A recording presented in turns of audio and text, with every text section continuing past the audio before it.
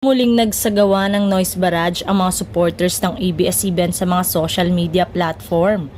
Hugot ang iba't ibang pag-iingay ng mga kapamilya bilang pagbibigay suporta pa rin sa mahigit 11,000 empleyado ng ABS-CBN na nawala ng trabaho dahil sa pagbasura ng 70 kongresista sa hiling na prangkisa ng Kapamilya Network. Todo suporta pa rin ang mga netizen na dapat umano'y hindi nakalusot ang mga kongresista na tumutol na mabigyan ng panibagong prangkisang ABS-CBN Network sa nalalapit na halalan. Maaalalang ibinasura ng Kamara ang aplikasyon ng ABS-CBN para sa bagong prangkisa. Sa 70 mambabatas ang bumoto pabor sa resolusyon ng binuong Technical Working Group na narekomendang huwag bigyan ng prangkisang ABS-CBN kumpara sa 11 na tumutol dito.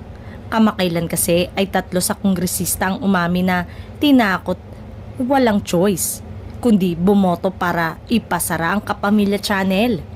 Nagmula ang mga mababata sa House Committee on Legislative Franchises at mga lider ng Kamara na ex-official members.